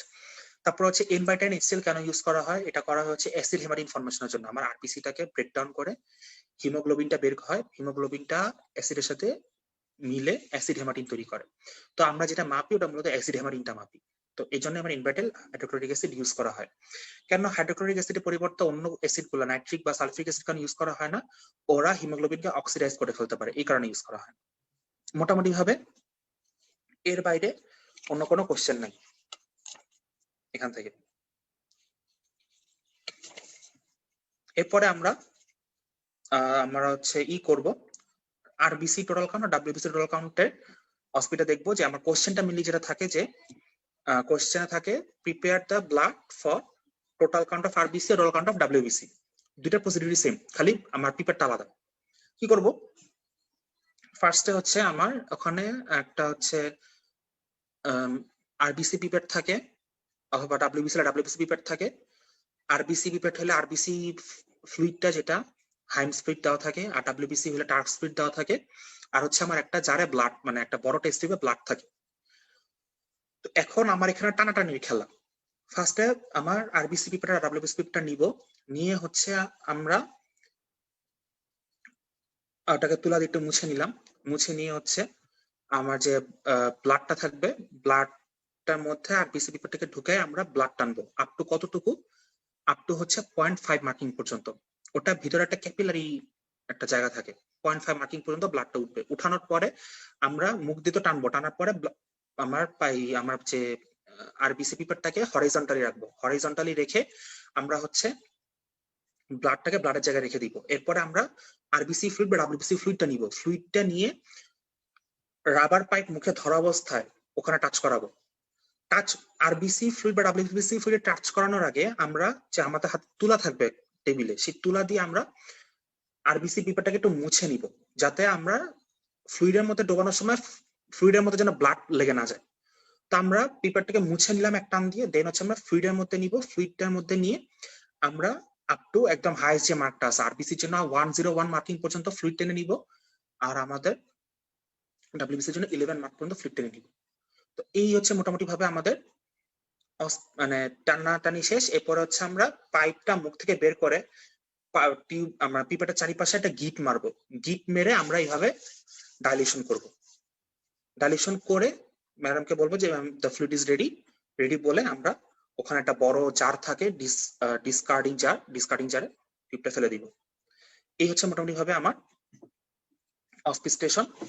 হ্যাঁ, এখানে আমার ওই যে সূত্রটা বললাম যে তোমার টোটাল কাউন্ট অফ আরবিসি তে একটা অঙ্ক থাকে যে তোমার 80 স্মলেস্ট স্কয়ারে এতগুলো আরবিসি আছে, তাহলে টোটাল কাউন্ট কত হবে। আমাদের সূত্রটা হচ্ছে n গুণন 50 গুণন 200। n গুণন 50 গুণন 200, তো n এর মানটা বলে দেওয়া থাকে যে 80 স্মলেস্ট স্কয়ারে এতগুলা আরবিসি আছে, তাহলে n এর মান পেয়ে গেলে n গুণন 50 গুণন 200 গুণ করলে যা হয় সেটা হচ্ছে কি আমার আরবিসি কাউন্ট। ডাব্লিউবিসি কাউন্টের জন্য কি সূত্র হচ্ছে n গুণন 50। n গুণন 50 n গুণন 50 আমার বলা থাকবে যে 64 স্মলেস্ট সাইজ, সংখ্যা দেখেই বুঝবা 64 মানে ডাব্লিউবিসি বলছে, 80 মানে আরবিসি বলছে। 64 স্মলেস্ট স্কয়ারে এতগুলো ডাব্লিউবিসি আছে, তাহলে টোটাল ডাব্লিউবিসি কাউন্ট কত হবে n গুণন 50 যা আসে সংখ্যাটা 50 দিয়ে গুণ দিবা। আর তোমার এখান থেকে অসপি কোশ্চেন স্টেশনে একটা ভালো কোশ্চেন আছে, সেটা হচ্ছে যে what will be the change of RBC in hypotonic, isotonic and hypertonic fluid। এটা আমি আমার রিভিউ ক্লাসগুলোতে বলছি, তো এই কোশ্চেনটা একটু ভালো করে দেখবা। আর হচ্ছে আমার আরবিসি কেন, মানে আরবিসি বায়কনকেভ হওয়ার সুবিধা কি, আরবিসি তে তোমার নিউক্লিয়াস না থাকার সুবিধা কি, এই কোশ্চেনগুলো আমার অসপি কোশ্চেন স্টেশনে থাকতে পারে। সো এই কোশ্চেনগুলো দেখে যাবা। তো এছাড়াও ডাব্লিউবিসি এর ক্ষেত্রে তোমার ডিফারেন্সিয়াল কাউন্টটা মুখস্থ করতে হবে। হ্যাঁ, এটা আসতে পারে অসপি কোশ্চেন স্টেশনে, সো এটা দেখে যাবা মোটামুটি হবে। এরপর হচ্ছে আমার পিসিভি এর একটা অসপি স্টেশন আছে। পিসিভি অসপি স্টেশনে কি করতে হয় এটা একটু বলি, যে আমার এখানে হচ্ছে উইন্ট্রপ হেমাটোক্রিট টিউবটা নিতে হয়। ঠিক আছে, উইন্ট্রপ হেমাটোক্রিট টিউবটা নিয়ে ফার্স্টে হচ্ছে আমার রিয়েজেন্টটা নিব। রিয়েজেন্টটা হচ্ছে আমার পল হেলার্স মিক্সচার। কতটুকু নিব, আমার হচ্ছে যে একটা টেস্ট টিউবে আমরা মাউথ পিপেট দিয়ে 0.2 ml হচ্ছে আমার পল হেলার্স মিক্সচারটা নিয়ে একটা টেস্ট টিউবে রাখবো। দেন হচ্ছে আমরা 2 ml ব্লাড ড্র করব, মানে আমার ইসে থেকে মাউথ পিপেট দিয়ে আমার যে একটা ব্লাডের টেস্ট টিউব থাকবে, সেই টেস্ট টিউব থেকে মাউথ পিপেট দিয়ে আমাদের মাউথ পিপেটে 0 থেকে 20 মার্কিং করা থাকে, তো পুরো 0 পর্যন্ত উঠলে হয় 2 ml। সেই ব্লাডটা টেনে আমরা হচ্ছে ওই যে টেস্ট টিউবের মধ্যে ঢেলে ফেলবো। ঢেলে আমরা সুন্দর টেস্ট টিউবটাকে ডাইলুট করব, ব্লাড তৈরি। এখন পিসিভির জন্য যেটা করতে হয়, ব্লাডটা তৈরি করে এখান থেকে আমার একটা স্পেশাল পিপেট আছে পিসিভির জন্য, সেটাকে বলা হয় ক্যাপিলারি পিপেট। ঠিক আছে, ক্যাপিলারি পিপেট দিয়ে আমরা ওখান থেকে ব্লাড টানবো। পুরো একদম মনে করো ক্যাপিলারি পিপেটটাকে চাপ দিয়ে ধরে ব্লাডের মধ্যে ঢুকে চাপটা ছেড়ে দিব, ব্লাড ক্যাপিলারি পিপেটে উঠে আসবে। এরপরে আমরা উইন্ট্রপ টিউবটা নিব। উইন্ট্রপ টিউবটা নিয়ে পিপেটটাকে পুরোপুরি ভেতরে মানে একদম ভিতরে বসায় দিব। বসায় দিয়ে আমরা আস্তে আস্তে চাপবো আর আস্তে আস্তে উঠাবো। এভাবে উইন্ট্রপ টিউবটা হচ্ছে আমরা ফিল করব। উইন্ট্রপ টিউবটাকে ব্লাড দিয়ে ফিল করলে আমার হচ্ছে পিসিভির জন্য আমার উইন্ট্রপ টিউব রেডি। এরপরে আমাদের হচ্ছে ওই যে সেন্ট্রিফিউজ মেশিন থাকবে আমাদের স্টেশনে। সেন্ট্রিফিউজ মেশিনে আমরা ওই যে উইন্ট্রপ টিউবটা আছে আমাদের হাতে, দেখবা মেশিনে তোমার অনেকগুলো গোল গোল গর্ত থাকে, চেম্বার থাকে, 12টা বা 16টা চেম্বার থাকে। তো একটা চেম্বারে দেখবা সেম টু সেম একটা উইন্ট্রপ টিউব পানি ভরে বসানো আছে। তো যেই টিউব ছিদ্রটায় পানি ভরে বসানো আছে তার ঠিক অপোজিটে তুমি ঠিক বিপরীত ছিদ্রটাতে বিপরীত চেম্বারে তুমি তোমার হাতের ব্লাড ভরা পিসিবি টিউবটা বসাবা। ঠিক আছে, এই হচ্ছে আমার পিসিবির অসপিস্টেশন। ঠিক আছে, এখান থেকে আসলে কোশ্চেন যেটা থাকে সেটা হচ্ছে যে বাফি কোড। বাফি কোডটা অ্যাকচুয়ালি কি? বাফি কোডটা হচ্ছে আমরা যে এই যে আধা ঘন্টা ধরে ঘুরাবো, তোমাকে বলতে হবে এই যে অসপি স্টেশনে যে তুমি পুরো সেশনটা কমপ্লিট করলা, করে এই যে মেশিনে বসাইলা, বসানোর পরে ম্যামকে বলতে হবে, স্যারকে বলতে যে স্যার বা ma'am, now I have two centrifuge it at 3000 rpm for 30 minutes. 3000 rpm for 30 minutes, এই কথাটা না বলে কিন্তু তোমার অসপি স্টেশন সম্পূর্ণ হবে না, তুমি কিন্তু আধা মার্ক কম পেয়ে যাবা। হ্যাঁ, এই কথাটা যদি না বলো তুমি, এটা হচ্ছে অসপি কিছু ক্ষেত্রে অভিনয়। ঠিক আছে, তোমাকে বলতে হবে যে madam, now I have two centrifuge it for 3000 rpm for 30 minutes. কথাটা বললে তুমি হচ্ছে ই করবা, তোমাকে বলবে যে ওকে ইটস ফাইন, ঠিক আছে। তো এখানে বাফি কোড, বাফি কোডটা নিয়ে বলতেছিলাম যে বাফি কোডটা হচ্ছে যে সেন্ট্রিফিউজ যে করলাম, সেন্ট্রিফিউজটা করার পরে দেখা যাবে যে আমার যে পিস মানে প্যাক্সেল ভলিউম, যেটা সেল আরবিসি আরবিসি মিলে নিচে তলানি পরে আছে, উপরে প্লাজমা জমছে। হ্যাঁ, প্লাজমা আরবিসির মধ্যে একটা ইয়েলোইশ একটা লেয়ার আছে। প্লাজমার তো কালারলেস, ঠিক আছে। আর সেল পিসিবি তো ম্যাক্সিমাম হচ্ছে আরবিসি, সো পিসিবি কালার হয় রেড। তো এই কালারলেস আর রেড এর মধ্যে একটা ইয়েলোইশ একটা লেয়ার আছে, এই লেয়ারটা হচ্ছে বাফি কোড। ঠিক আছে, এইটাই হচ্ছে বাফি কোড। এটা উইন্টার টিউবে পাওয়া যায়, একটা স্ট্র কালার্ড লেয়ার। এবং এখানে মূলত ডাব্লিউবিসি আর প্লাটিলেটটা থাকে, মূলত এখানে ডাব্লিউবিসি আর প্লাটিলেট থাকে, এই কারণে এটা এরকম স্ট্র কালারের হয়। ঠিক আছে, আর আরবিসি স্পেসিফিক গ্র্যাভিটি বেশি হওয়ার কারণে ওরা আগে নিচে পড়ে যায়, এই জন্য প্যাক্ট সেল ভলিউম যেটা মূলত আমরা আরবিসি ভলিউমকেই বুঝি। তো এখান থেকে আরো যে এমসিভি, এমসিএইচ, এমসিএইচসি ম্যাথের সূত্রগুলো জানবা, কারণ আমাদের ম্যাথ স্টেশনটাতে দেওয়া থাকতে পারে। এরপর হচ্ছে ইএসআর। ইএসআর নিয়ে যদি একটু বলি, যে ইএসআর এ আমাদের হচ্ছে দুই ধরনের জিনিস থাকে, একটা হচ্ছে অসপি স্টেশনে দুই ধরনের, একটা হচ্ছে preparing the blood for ESR আর sucking the blood for ESR. ঠিক আছে, প্রিপেয়ারিং দ্য ব্লাড কি? Preparing the blood for ESR হচ্ছে আমরা হচ্ছে রিয়েজেন্ট নিব, ব্লাড নিব, মিক্স করবো, এটা হচ্ছে আমার প্রিপেয়ারিং দ্য ব্লাড। এটা হচ্ছে তুলনামূলক সহজ। কি কি থাকে আমার? ইএসআর ফ্লুইড থাকে একটাতে 3.8% সোডিয়াম সাইট্রেট, আর হচ্ছে একটা বড় টেস্ট টিউবে ব্লাড থাকে। আমাকে ছোট ছোট টেস্ট টিউব দেওয়া হয় কাজ করার জন্য। তো আমি মাউথ পিপেট দিয়ে কাজ করব এই ক্ষেত্রে। প্রিপেয়ারিং অফ দ্য ব্লাড এর ক্ষেত্রে কোশ্চেন করে নিতে হবে, কিন্তু বারবার বলতেছি, চালাকি থাকে যে তোমার যদি সাকিং দ্য ব্লাড থাকে, দেখবা যে ইএসআর মানে তোমার স্ট্যান্ড গুলো আছে, বড় বড় লম্বা লম্বা স্ট্যান্ড গুলো আছে। তো স্ট্যান্ড না থাকার মানেই হচ্ছে তোমার প্রিপেয়ারিং দ্য ব্লাড।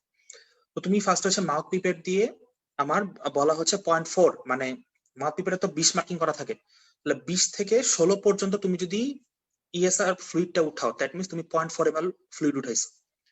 0.4 ml তুমি ফ্লুইড উঠাইছো, ঠিক আছে, কারণ এক একটা দাগ থেকে একটা বড় দাগে 0.1 ml পার্থক্য। তো তুমি 20 থেকে 16 পর্যন্ত উঠাইলে হচ্ছে 0.4 ml ইএসআর ফ্লুইড, সেটা টেনে নিয়ে তুমি হচ্ছে এটা টেস্ট টিউবে ফেলে দিলা, টেস্ট টিউবে রাখলা। দেন ওই তোমার এটা নিয়ে, যেটা হচ্ছে আমার মাউথ পিপেটটা নিয়ে তুমি ব্লাডের যে বড় টেস্ট টিউবটা আছে সেটার মধ্যে বসাবা, বসা তুমি টান মারবা। টান মারার সময় খেয়াল করবা যে আমার ব্লাড কতটুকু উঠতেছে। তুমি একদম জিরো মার্কিং পর্যন্ত উঠাই ফেলো, জিরো মার্কিং বা তোমার মূলত 1.6 ml পর্যন্ত উঠাতে হবে। তো তোমার ব্লাডের লেয়ারটা থাকতে হবে 20 থেকে উপরের দিকে গুনতে গুনতে 4 পর্যন্ত, যে লেয়ারটা 4 পর্যন্ত লেয়ারে তোমার ব্লাডটা রাখতে হবে, নাম্বার 4 মার্কিং এ তোমার ব্লাডটা রাখতে হবে। তুমি আইদার 2 পর্যন্ত বা 1 পর্যন্ত উঠাও ব্লাডটাকে।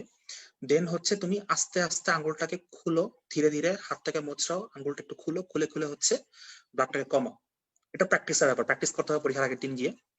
কমাও, এভাবে হচ্ছে তুমি এটাকে কি করবা, ব্লাডটাকে কমায় ব্লাডের লেয়ারটা হচ্ছে 4 মার্কিং পর্যন্ত আনবা। তাহলে আমার টোটাল তুমি উঠাচ্ছ কত? 1.6 ml।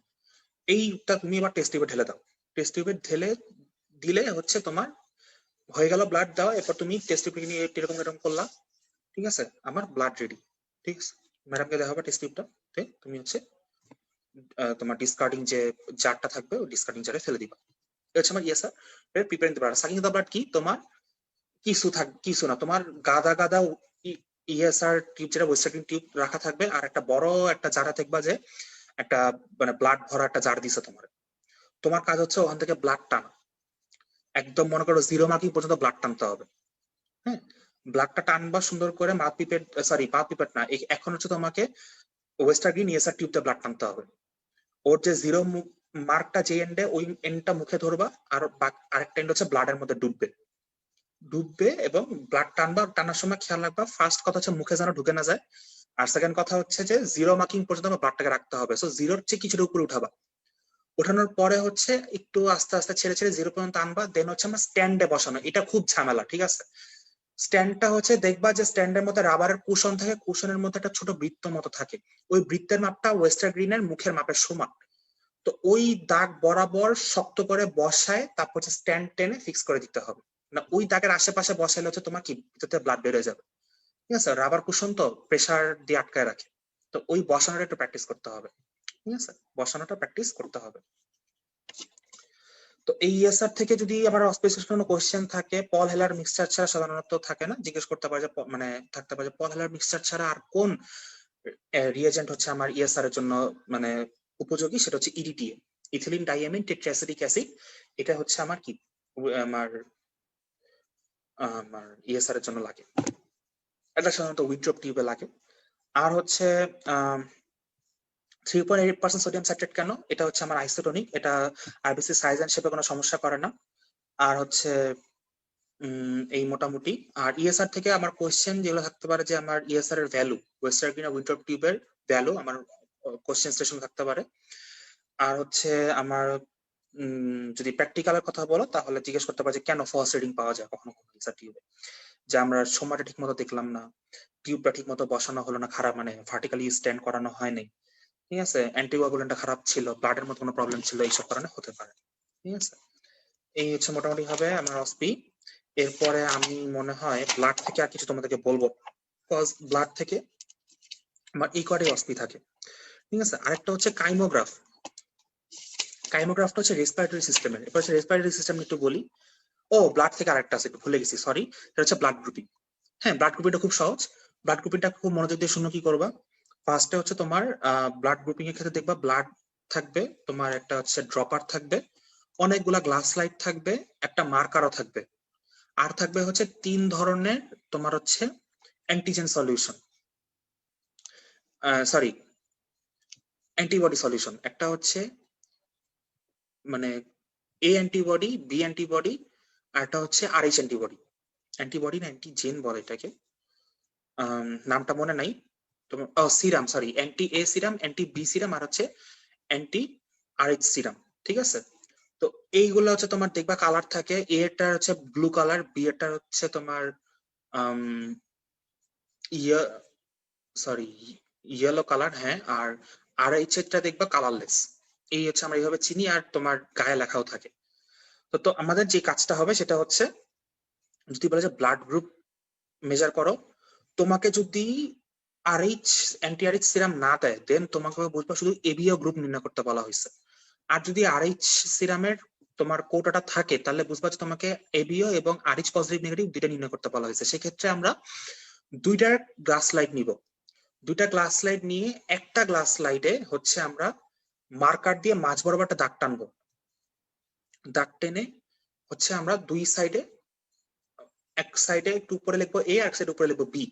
আরেকটা টেস্ট টিউবের মধ্যে আমরা মানে কোনো দাগটা দিব না, ওখানে লিখবো হচ্ছে আরএইচ, ঠিক আছে? লেখা শেষ। এরপরে হচ্ছে আমরা ড্রপার দিয়ে ব্লাড তুলবো। আমরা যে এবি লেখা স্লাইডটার এ এর অংশে ড্রপার দিয়ে এক ড্রপ ব্লাড দিব, বি নিচে এক ড্রপ ব্লাড দিব, আর আরএইচ স্লাইডে একটা ড্রপই ব্লাড দিব। দিয়ে এরপর আরেকটা গ্লাস স্লাইড নিব, 3 নাম্বার গ্লাস স্লাইডটা নিব না, ওটা নেওয়ার আগে এরপর হচ্ছে আমরা হচ্ছে কি অ্যান্টিএ সিরামটা নিব। অ্যান্টিএ সিরামটা নিয়ে এ যেখানে লিখছি তার ওই ড্রপের উপর অ্যান্টিএ সিরামে এক ড্রপ দিব। দেন হচ্ছে আমরা অ্যান্টি বি থেকে নিব, অ্যান্টি বি এর ড্রপার থেকে আমরা অ্যান্টি বি সিরামটা বি এর উপরে ফেলবো, আর অ্যান্টিআরএস সিরাম থেকে আমার অ্যান্টিআরএস এর যে ড্রপ ব্লাডটা যে স্লাইড আছে তার উপর একটা ড্রপ দিব। এরপরে আমাদের ওখানে একটা স্যালাইন থাকবে, নর্মাল স্যালাইনের একটা সলিউশন, এবং ওটার একটা ড্রপার থাকবে। নর্মাল স্যালাইনের সলিউশন ড্রপার থেকে আমরা স্যালাইন তুলে আমরা যে 3টা ড্রপ ব্লাড দিছি 3টা ড্রপ ব্লাডের উপরে এক ড্রপ করে স্যালাইন দিয়ে দিব। স্যালাইন দিয়ে দেওয়ার পর আমরা 3 নাম্বার গ্লাস লাইটটা নিব। 3 নাম্বার গ্লাস লাইটটা নিয়ে একটা সাইডে তো 4টা কোণা, 3টা কোণা দিয়ে 3টা ড্রপকে নাড়াবো। খেয়াল রাখবা এখানে যে 3টা কোণা দিয়ে 3টা ড্রপকে যেন নাড়ানো হয়, একটা কোণা দিয়ে যেন সবগুলা নাড়া দিও না, আবার মানে একটু মিক্স করা ব্যাপারটা। কোণা দিয়ে একটা কোণা দিয়ে একটা কোণা দিয়ে বি, একটা কোণা দিয়ে ও করে সুন্দর করে ম্যামকে বলবো যে ma'am now I have to wait and watch it in the microscope. Ma'am ঠিক আছে, ওকে ডিসকার্ড ইট। ঠিক আছে, এটা তোমাকে ম্যাডামকে বলতে হবে। প্রেজেন্টেশন গুলো যদি না করো তোমার কিন্তু অস্পিচ কমপ্লিট হবে না। সালাম দিতে হবে, কোশ্চেন পড়তে হবে, পুরো ইয়েটা করতে হবে, দেন লাস্টে তোমাকে ম্যাডামকে কথাটা বলতে হবে যে madam now I have to wait for 10 to 15 minutes to for clamping and then I have to watch it in microscope। ঠিক আছে, তখন ম্যাডাম বলবে ঠিক আছে, ইটস ওকে, তুমি এটা ডিসকার্ড করে দাও। এটা হচ্ছে তোমার অস্পিচ স্টেশন। ঠিক আছে, এই অ্যাক্টিংটা তোমাকে করতে হবে। ও লাস্টলি একটা থাকে হচ্ছে ব্লাড ফিল্ম প্রিপারেশন। ঠিক আছে, ব্লাড ফিল্ম প্রিপারেশনটা আমার নিজের অস্পি পরীক্ষার দিন ছিল প্রফে।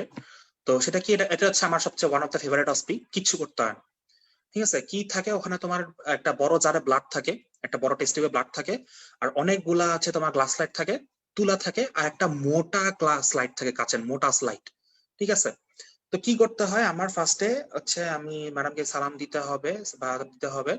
তো আমরা হচ্ছে যে দুইটা স্লাইড, আমরা একটা গ্লাস স্লাইড নিব আর একটা মোটা স্লাইড তো থাকবেই। দুইটা স্লাইডকে আমরা তুলা দিয়ে সুন্দর করে মুছে ফেলবো। মুছে ফেলার পর পাতলা যে স্লাইডটা আছে, পাতলা যেটা তুমি নিলা, পাতলা স্লাইডটার আমাকে আন্দাজ করতে হবে স্লাইডের 2/3 আর 1/3, এটা একটু আন্দাজ করে নিতে হবে। 2/3 1/3 বুঝে নিয়ে, মানে যেই সাইডটা 1/3 মেজার করছো ওই খান বরাবর তুমি একটা মানে ব্লাডের ওখান থেকে ড্রপার দিয়ে ব্লাড নিয়ে একটা ছোট্ট ড্রপ অফ ব্লাড, খুব ছোট্ট একটা ড্রপ অফ ব্লাড তোমাকে হচ্ছে 1/3 এর অংশে ফেলতে হবে। দেন হচ্ছে তুমি ড্রপার টপার রেখে দাও। মোটা যে স্লাইডটা, মোটা স্লাইডটা তো মুছে নিছো সুন্দর করে, ওটাকে হচ্ছে ধরবা। দুই বর্ডার হচ্ছে, একটা হচ্ছে থাম্ব আর মিডল ফিঙ্গার দিয়ে দুই বর্ডার ধরবা, আর তোমার ইন্ডেক্স থাকবে হচ্ছে স্লাইডের উপরে, এভাবে ধরবা। এভাবে ধরে তোমার হচ্ছে তোমার স্লাইডের বর্ডারটাকে ড্রপ অফ ব্লাডের সাথে টাচ করাবা। টাচ করে একটু পিছন দিকে টানবা, দেখবা যে বর্ডার বরাবর ব্লাডটা লেগে গেছে। দেন একটা সামনের দিকে টান মারবা।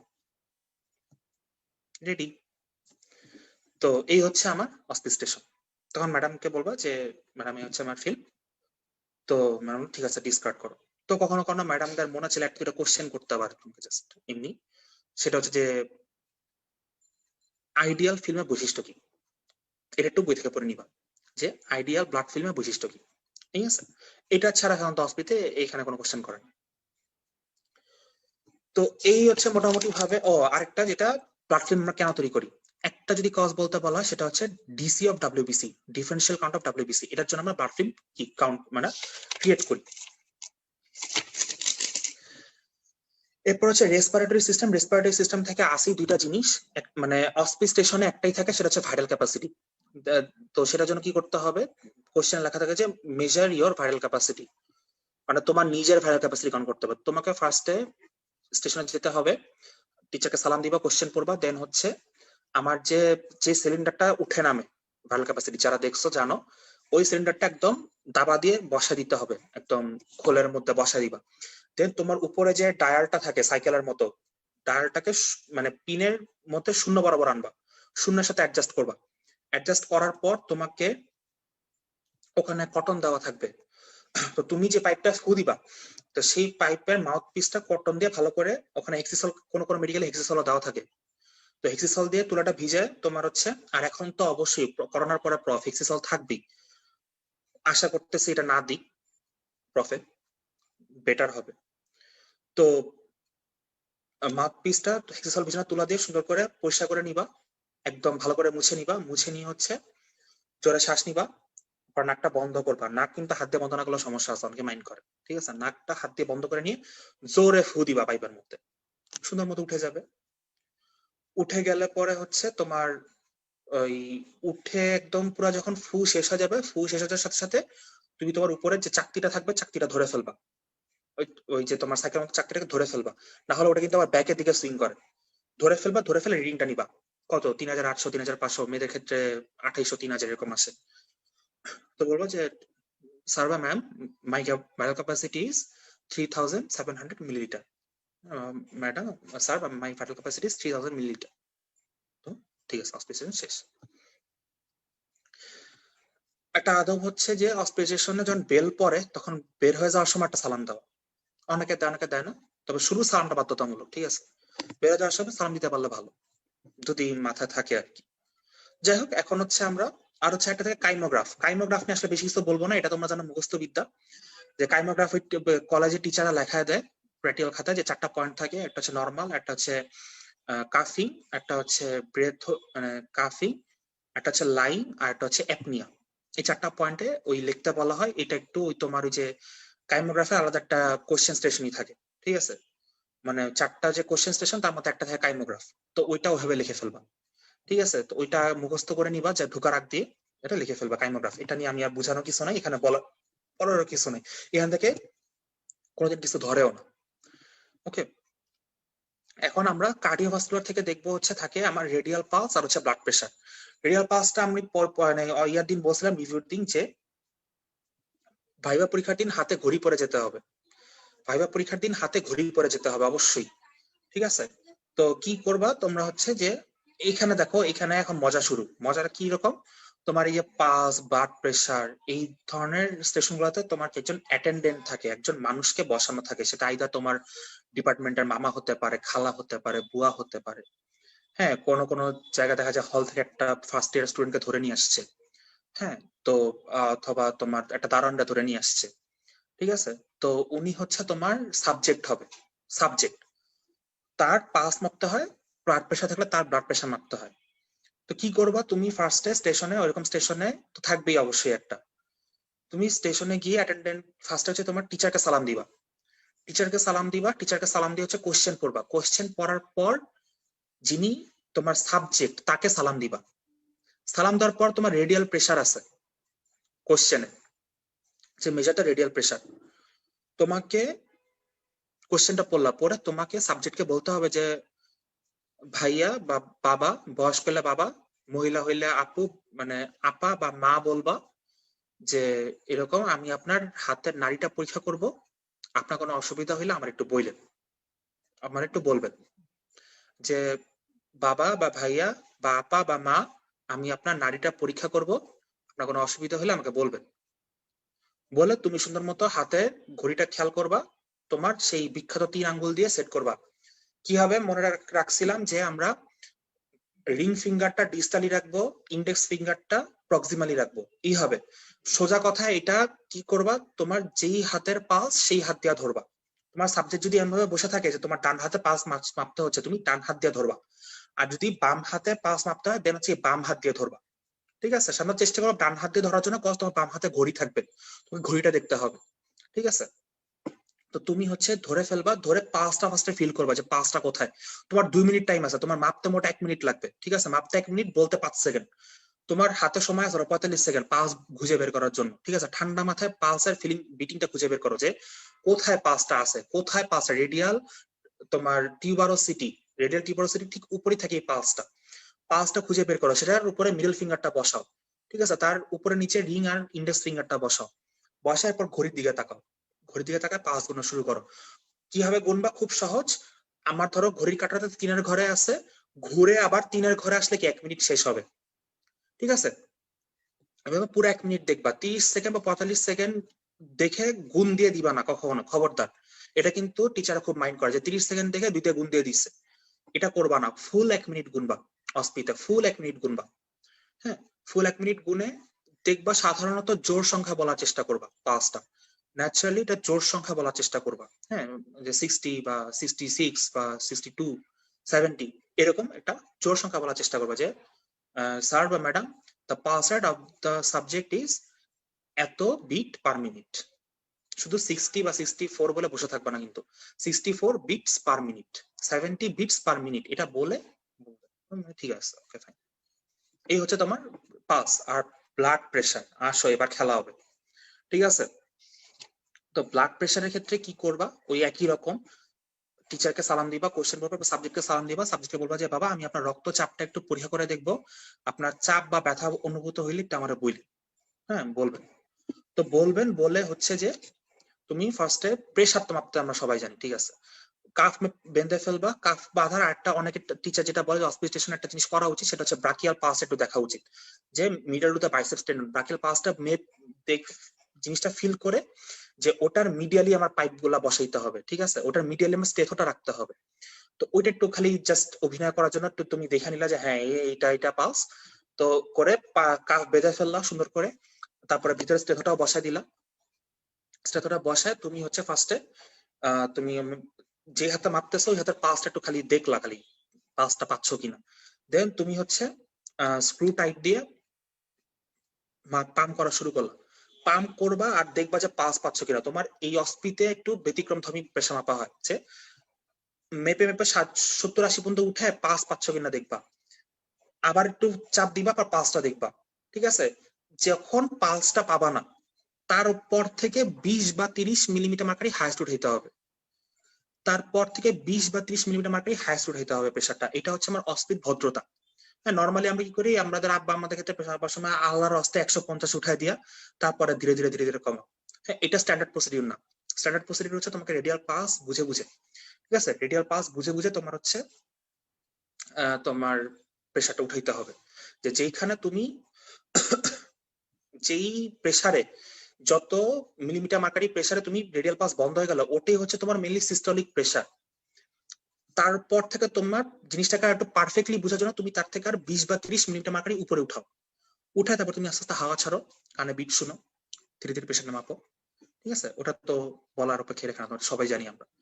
তো করে বলবা যে sir madam the blood pressure of the subject is 120/80 millimetre mercury. সাধারণত নর্মালি দেয়, বা মহিলা মানুষ হলে কম থাকে, কম পাবা একটু 115 টনের পাবা, যে 115/80 এরকম, বা 120/75 মিলিমিটার মার্কারি এরকমই থাকে, এরকমের মধ্যেই থাকে যে মিলিমিটার মার্কারি। মিলিমিটার মার্কারি না বললে কিন্তু আমার 1 নাম্বার কেটে নিয়ে যাবে। ঠিক আছে, তো এই হচ্ছে আমার পালস আর ব্লাড প্রেশার। ঠিক আছে, পালস থেকে আমার কোশ্চেন স্টেশনে একটা কোশ্চেন থাকে যে তোমার আমার পালপেশন অফ পালসের ক্রাইটেরিয়া কি, ওই যে রেট রিদম ভলিউম ক্যারেক্টার। ঠিক আছে, ওই কোশ্চেনটা। হ্যাঁ, condition of the vessel wall, radial symmetry, radio femoral delay, এটা একটু আমরা একটু পড়ে যাব।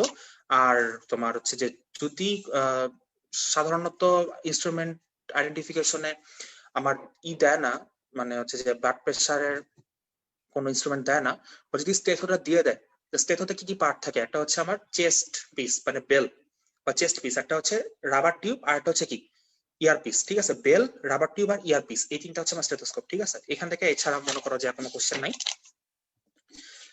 আর আমি হচ্ছে যে এরপরে বলবো টেম্পারেচার। টেম্পারেচারটা হচ্ছে যে ভাইলার ক্যাপাসিটির মতো নিজেরটা নিজে মাপতে হয়।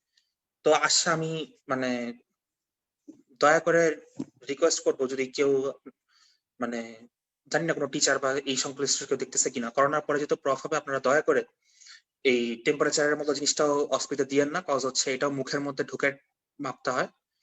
তো আই ডোন্ট নো। তো কি করবা, ফার্স্টে আমার দেখবা যে তোমার 4-5টা তোমার যে থার্মোমিটার, একটা হেক্সিসল আধা ভরা জারে থার্মোমিটার গুলো ডুবায় রাখছে। তো ওখান থেকে তোমাকে থার্মোমিটার নিতে হবে, যে ফার্স্টে টিচারকে সালাম দিবা, কোশ্চেন পড়বা, তো থার্মোমিটারটা তুলে নিয়ে তুমি কটন থাকবে এখানে, কটন দিয়ে তুমি থার্মোমিটারটা মুছে ফেলবা। মুছে ফেলে হচ্ছে তোমার জিব্বা নিচে দিবা, জিব্বা নিচে দেওয়ার সাথে সাথে টাইম কোনা স্টার্ট করবে 1 মিনিট, ঘুরবে, ঘড়ির কাঁটা ঘুরে 1 মিনিট আসবে, টেম্পারেচার দেখবা সুন্দর করে। ও একটু ভুল বলছি, মুখে ঢুকানোর আগে একটু দেখে নিবা ওই যে তোমার মার্কারিটা তোমার ওই যে জিরো মার্কিং আছে কিনা, একটু ঝাঁকি দিয়ে নিবা। একটা অভিনয় যে কিছু হোক বা না, তুমি ঝাঁকি দিলা, ঝাঁকি দিয়ে নিলা, ঝাঁকি দিয়ে একটু দেখলা, আবার দেখা, এটা একটা মানে পুরোটা একটা অভিনয়, তুমি এত কিছুই করনি আসলে। ঠিক আছে, ওই একটু ঝাঁকি দিলা, ঝাঁকি দিয়ে একটু দেখলা, দেখে মুখে ঢুকে কাউন্ট করলা, কাউন্ট করা হয়ে গেলে তুমি তো আর, তোমার যদি জ্বরটা না থাকে, তুমি তো জানোই যে তোমার নর্মাল হিউম্যান টেম্পারেচার হচ্ছে 98.4 ডিগ্রি ফারেনহাইট। তো তুমি 98 কো, 98.1 বলো, হ্যাঁ 97 করে না, মনে করবে যে অন্য রোগী টগী, 97.9 বলো, 98 বলো, 98.2 বলো, এরকম বলো, ডিগ্রি ফারেনহাইট শেষ। এটা সহজ অস্তি। ঠিক আছে, এটা কোনো কিছু না। লাস্ট যেটা একটু নার্ভাস সিস্টেমের একটা তো একটা থাকবেই, সেটা হচ্ছে আমার নি জার্ক, অ্যাঙ্কেল জার্ক, আর হচ্ছে প্লান্টার রেসপন্স। ঠিক আছে, এই তিনটা থেকে যে কোনো একটা থাকবে। তো এই তিনটা থেকে যদি যে কোনো একটা থাকে, তোমার হচ্ছে এটা, এই তিনটাই হচ্ছে তোমার সাবজেক্ট বেসড অসপি। তো যথার্থী সাবজেক্ট বেসলে যা করবা, সালাম দিবা, টিচারকে কোশ্চেন করবা, সাবজেক্টকে সালাম দিবা, বলবা যে নি জার্ক যদি বলি ফার্স্টে, নি জার্কটা বেশি কমন, এটা বেশি দেয়, যে বাবা বা মা আমি আপনার হাঁটুটা একটু পরীক্ষা করবো, জোরে ব্যথা পেলে একটু বললেন। ঠিক আছে, বলছে যেহেতু নি জার্ক আমার হচ্ছে প্যাটেলার টেন্ডন নিয়ে কাহিনী, হ্যামারটা খেয়াল করবা কবজি নড়বে। হ্যাঁ, রাজমিস্ত্রির মতো এমনি জোরে একটা হাতুড়িতে বাড়ি মারবো না কিন্তু, খবরদার, এটাই যেন ভুল না। এভাবে আমার হ্যামারটা বের করতে ভুলে গেছি, আমার তো হ্যামার আছে তো, যাই হোক খেয়াল করো যে কবজি যাতে নড়ে এভাবে মারবা। তো ফার্স্টে তুমি হচ্ছে প্যাটেলাটা বের করো, দেন প্যাটেলার নিচে যে প্যাটেলার টেনে সেটা আঙ্গুল দিয়ে ফিল করো। তারপরে তুমি হচ্ছে পেশেন্টের যে পাটা তুমি করতে চাচ্ছ, যে পায়ে তুমি এক্সামিনটা করবা, সেই পা পেশেন্টটা বসা থাকবে। আর না বসা থাকলে পেশেন্টকে বসতে বলবা, মানে সাবজেক্টকে বসতে বলে তুমি তার হাঁটুর নিচ দিয়ে পাটাকে উঁচা করে তুলে ধরবা। সাবজেক্টকে বলবা যে আপনি আপনার পুরা পায়ের ভরটা আমার হাতে দিয়ে দেন, আপনি রিল্যাক্স থাকেন। তোমার হাতে সে পায়ের ভরটা দিয়ে দিবে, তুমি তো আগে প্যারাটেননটা ইয়া করছো হাতুড়ি দিয়ে। আমরা হচ্ছে যে সাধারণত হাতুড়ির পিঠটা দিয়ে বাড়ি দিতে হয়। হাতুড়িতে একটা চোখা মুখ থাকে, আর একটা হচ্ছে চওড়া ব্লান্ট এন্ড থাকে। ব্লান্ট এন্ড দিয়ে বাড়ি মারাটা হচ্ছে সুবিধাজনক, ঠিক আছে? তবে এটা অ্যাকচুয়ালি তোমার নিজেদের কলেজে টিচারদের প্রয়োগ করে, আমরা যেমন আবার পয়েন্টের এন্ড দিয়ে বাড়ি দিছি, ঠিক আছে? পয়েন্টের দিয়ে বাড়ি দেওয়া হচ্ছে সেফ, কিন্তু অনেকে আবার বলে যে ব্লান্ট এন্ড দিয়ে বাড়ি দেওয়া হচ্ছে সেফ, কিন্তু অনেকে বলে যে না পয়েন্ট দিয়ে মারো। হ্যাঁ, যাই হোক ওটা মারবা, মারলে দেখবা যে তোমার নিজার হয়েছে। তো তুমি বলবা যে স্যার বা madam, the Nizar of the given subject is not present and it is normal in condition, ঠিক আছে? ইট ইজ নর্মালি থাকে। তোমাদের ফিজিওলজি, তোমাদের তো কোনো প্যাথোলজিক্যাল কেস দিবে না যে এক্সাজারেটেড বা ডিমিনিশড এরকম কোনো কেস দিবে না, নর্মালি দিবে যে নিজার কেস প্রেজেন্ট, এটুকু বললেই এনাফ, নিজার কেস প্রেজেন্ট। তারপরে হচ্ছে তোমার অ্যাঙ্কেল জার্ক। অ্যাঙ্কেল জার্কে কি করে সাধারণত দুই ভাবে করে, আইদার পেশেন্ট সাবজেক্টকে শোয়ায় রাখে অথবা হচ্ছে তোমার একটা চেয়ারের পাশে দাঁড়া করায় রাখে বা বসায় রাখে। যদি দেখো যে বেড নাই, মানে শোয়ায় নেই, দেন হচ্ছে তুমি সাবজেক্টকে বলবা যে আপনি আপনার একটা হাঁটুকে চেয়ারের উপর নীল ডাউন করান, ঠিক আছে? একটা হাঁটু চেয়ারের উপর ভাঁজ করে রাখেন। ভাঁজ করে রাখলে তুমি হচ্ছে ওই যে সে তোমার দিকে পিছন করে থাকবে, তুমি হচ্ছে এই যে হ্যামারের ব্লান্ট এন্ড দিয়ে বাড়ি মারবা একটা, তো দেখবা যে তোমার প্লান্টার ফ্লেকশন করছে পাটা। তো এটাই হচ্ছে আমার অ্যাঙ্কেল চার্ট। হ্যাঁ, গ্যাস্ট্রোকনিমিয়াস মাসল কন্ট্রাকশন হচ্ছে। আর হচ্ছে প্লান্টার রেসপন্স। প্লান্টার রেসপন্সটা কি? এখানে প্লান্টার রেসপন্স থাকলে অবশ্যই পেশেন্টকে শোয়াইতে বলবে, আর যদি বসেও তোমার পাটাকে সোজাসুজি রাখার জন্য একটা টুলের উপর পাটাকে রাখতে বলবে, মানে থাকবে একটা টুল। তো তুমি বলবা পেশেন্টকে যে আমি আপনার পায়ের পাতাটা একটু পরীক্ষা করব, আর ইসের ক্ষেত্রে তোমার অ্যাঙ্কেল জারের ক্ষেত্রে বলবা যে আমি আপনার পায়ের গোড়ালিটা একটু পরীক্ষা করব, আর ওই যে বললাম প্লান্টার রেসপন্স ক্ষেত্রে বলবো যে পায়ের পাতাটা একটু পরীক্ষা করবো আপনার ব্যথা লাগলে বলে। হ্যাঁ, আর সুরসুরি তো লাগবে, সুরসুরি লাগলে কিছু করার নেই, প্লান্টার রেসপন্স তো সুরসুরি লাগবেই।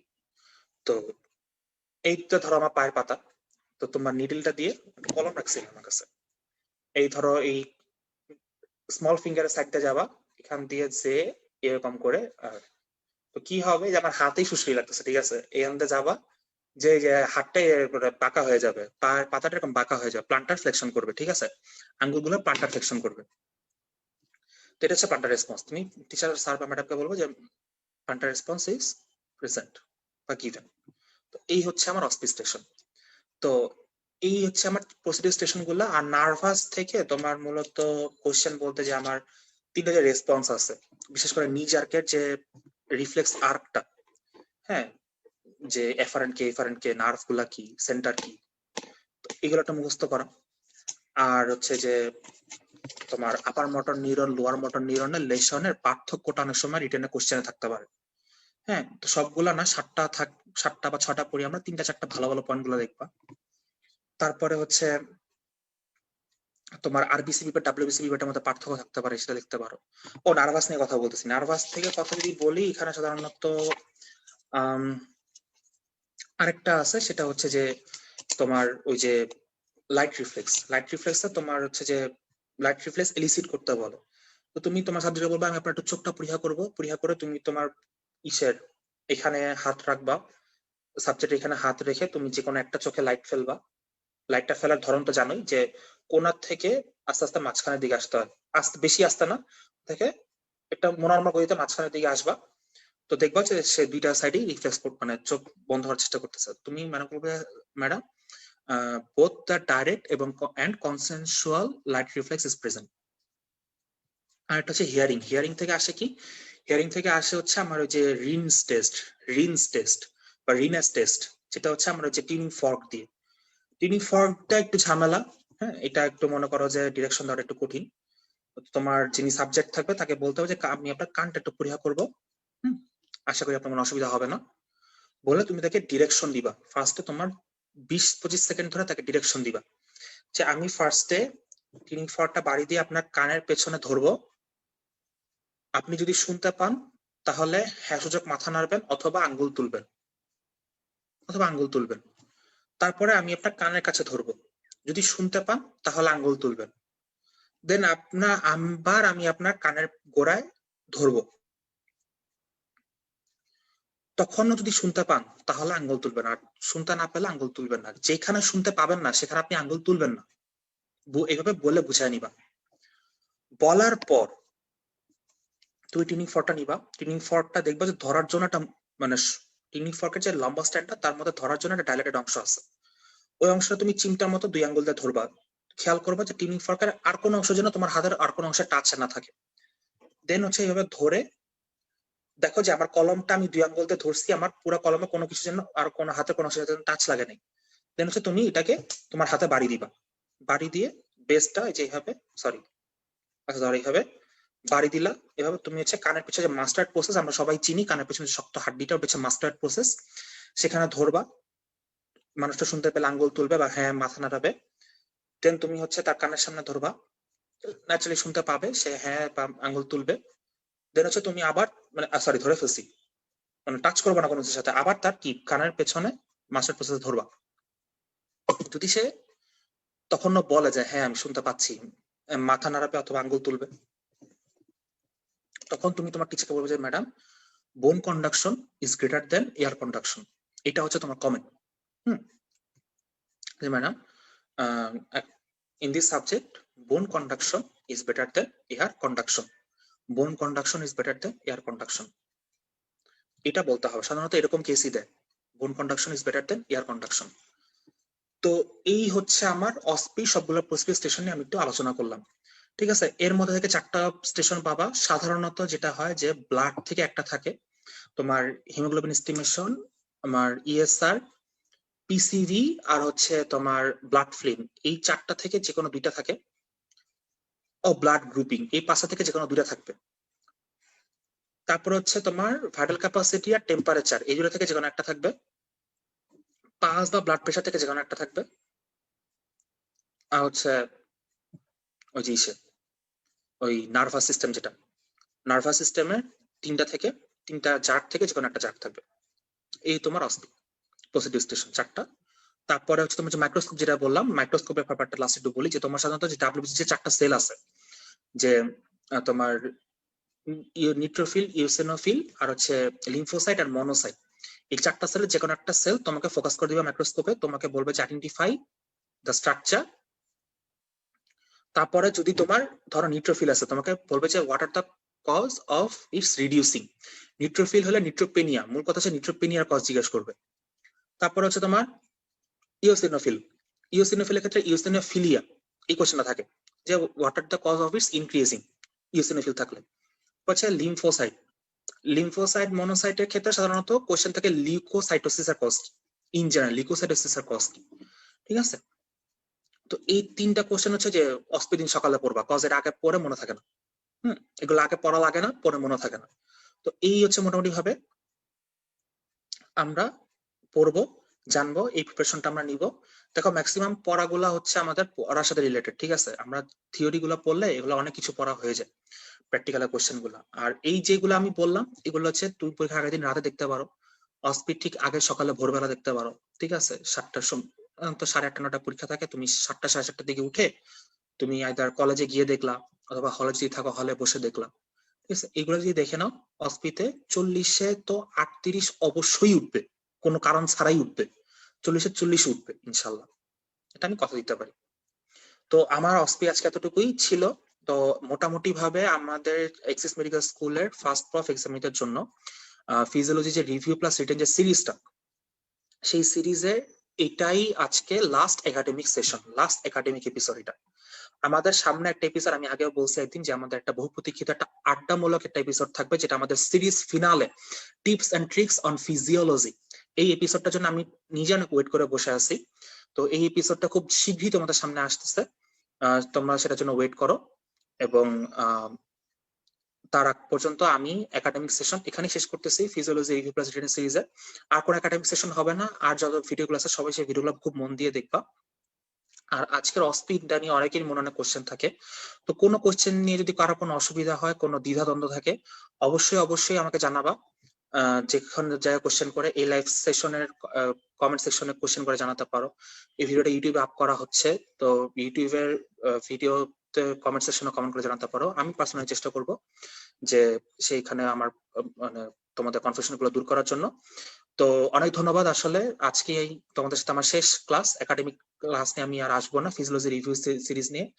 তো এই সিরিজের এটাই লাস্ট এপিসোড এবং তোমাদের সাথে আমারও এটা লাস্ট এপিসোড। তো যাই হোক, চেষ্টা করছি তোমাদেরকে ভালো কিছু উপহার দেওয়ার জন্য। আর যদি কোনো ভুলভ্রান্তি হয়ে থাকে সেটা অবশ্যই আমাকে জানানোর চেষ্টা করবো, কজ আমি আগেই বলছি আমি একজন স্টুডেন্ট, আমি এখনো শিখতেছি এবং তোমাদের থেকে শিখতে আমার কোনো অসুবিধা নেই।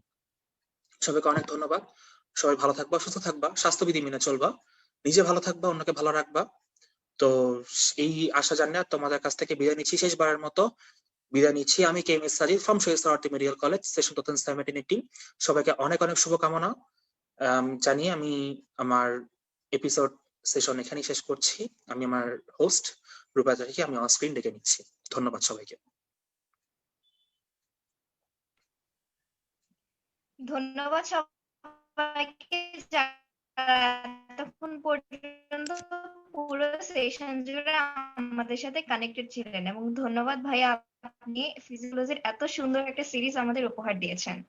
আপনার মূল্যবান সময় থেকে আমাদের এতটুকু নেক্সট রিভিউ সেশন না, next tips and tricks session দেখার আমন্ত্রণ জানিয়ে আজকে আপনাদের থেকে আমি এখানে বিদায় নিচ্ছি। রুবাইয়া চাকি, ততদিন পর্যন্ত সবাই ভালো থাকবেন, সুস্থ থাকবেন। আসসালামু আলাইকুম সবাইকে, আল্লাহ হাফেজ।